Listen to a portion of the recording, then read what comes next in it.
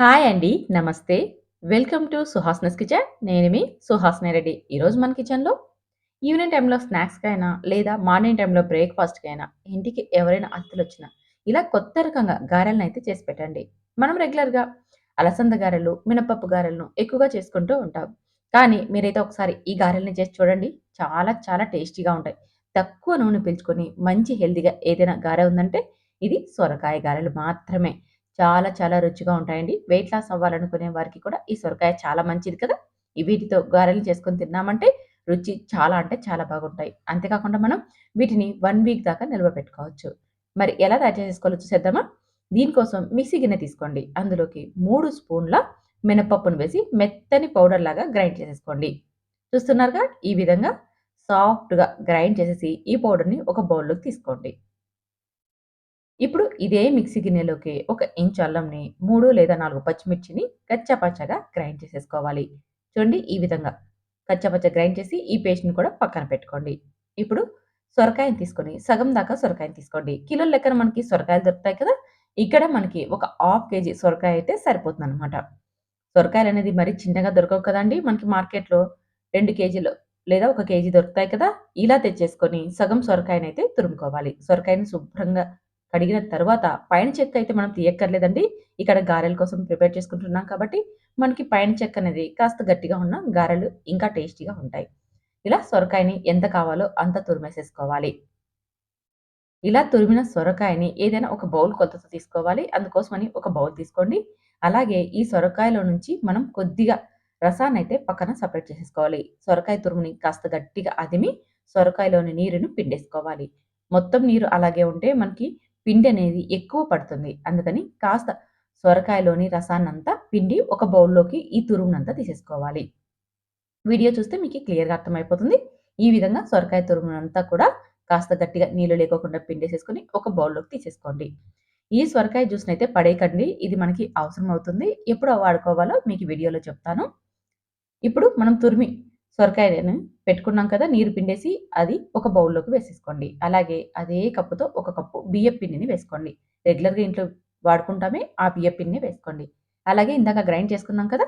మినపప్పు పిండిని కూడా ఇందులోకి వేసేసుకొని ఇందాక గ్రైండ్ చేసుకున్న పచ్చికారం, అల్లం పేస్ట్‌ని కూడా ఇందులోకి వేసేసుకోవాలి. అలాగే గంట ముందు నానబెట్టుకున్న పచ్చి శనగపప్పును కూడా ఇందులోకి వేసుకోవాలి. ఒక 3 స్పూన్స్ దాకా శనగపప్పు నానబెట్టుకున్నామంటే సరిపోతుంది. అలాగే కొద్దిగా కొత్తిమీర తరుగును, పెద్ద సైజు ఉల్లిపాయను ఒకటి చిన్న ముక్కలుగా కట్ చేసుకోండి. ఇలా నైస్‌గా పొడవుగా కట్ చేసుకొని ఇందులోకి వేసుకోండి. అలాగే ఒక స్పూన్ దాకా చిల్లీ ఫ్లేక్స్‌ని మనం కాస్త పచ్చికారం వేసుకున్నాం కదా! మరి కాస్త చిల్లీ ఫ్లేక్స్‌ని కానీ, లేదా చిల్లీ పౌడర్‌ని కానీ వేసుకోండి. ఒక స్పూన్ జీలకర్రని, చిటికెడు పసుపును, అలాగే మరొక చిటికెడు ఇంగువను వేసుకున్నామంటే టేస్ట్ చాలా బాగుంటుంది. ఇంగు వేసుకోవడం వల్ల మనకి త్వరగా జీర్ణమవుతుంది. అలాగే రుచికి సరిపడా ఉప్పును వేసేసుకొని ఇదంతా కూడా పిండిలో బాగా కలిసేలాగా కలుపుకోవాలి. ఇప్పుడు వాటర్ వేయకండి అస్సలు. పిండి మొత్తం కూడా ఈ సొరకాయ తురుములో కలిసేలాగా బాగా కలుపుకోవాలి. చూడండి ఇలా వీడియోలో చూపించిన విధంగా కలుపుకొని, మనకి అవసరమైతే వాటర్ ఇక్కడ ఒక 2, 3 స్పూన్స్ దాకా సొరకాయని పిండి పెట్టుకున్నాం కదా! ఆ నీరు మాత్రమే వాడుకోవాలి. మనం సొరకాయ తురుమును పిండిన ఆ జ్యూస్‌ని మాత్రం పడేయకండి. అది మన ఆరోగ్యానికి చాలా మంచిది. ఇక్కడ మనం వాడుకున్న తర్వాత మిగిలిన ఆ సొరకాయ జ్యూస్‌ని మనం నైట్‌కి పరోటాలు కానీ, చపాతీలు కానీ చేసుకుంటూ ఉంటాం కదా! ఆ పిండిలోకి పోసి కలిపెట్టుకోవచ్చు.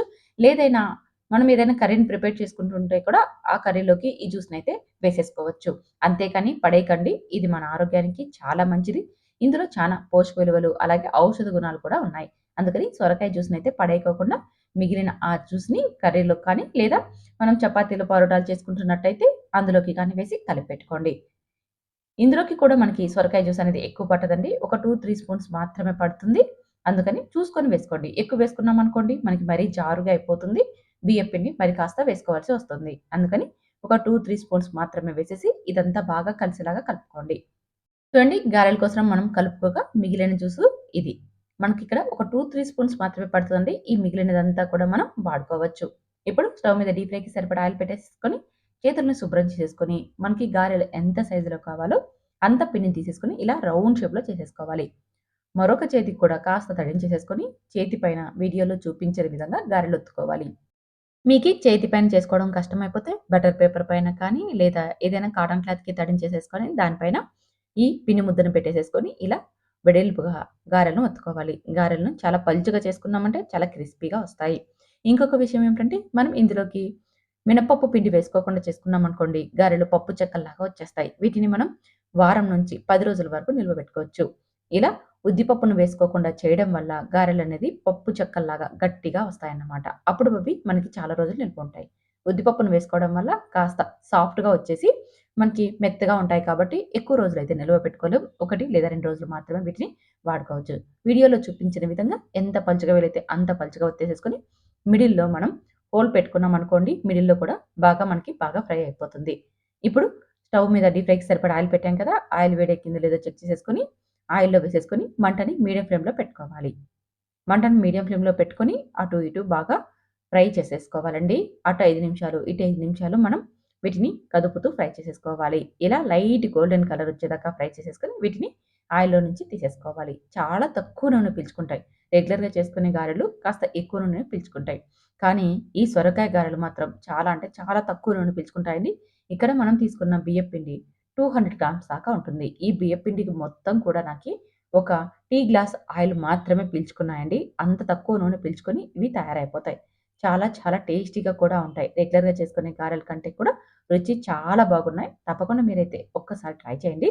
ఇదే విధంగా మిగిలిన పిండినంతా కూడా మనం ఆయిల్‌లో డీప్ ఫ్రై చేసేసుకోవాలి. మంట మాత్రం మీడియం ఫ్లేమ్‌లోనే ఉండనివ్వాలి.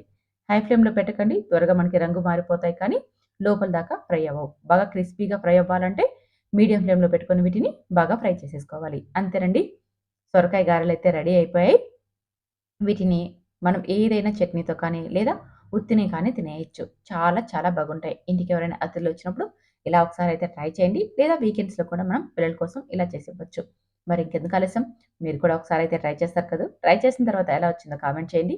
అలాగే నేను చేసిన ఈ విధానం మీకు నచ్చితే లైక్ చేసి మీ ఫ్రెండ్స్, ఫ్యామిలీ మెంబర్ కూడా ఈ వీడియోని షేర్ చేయండి.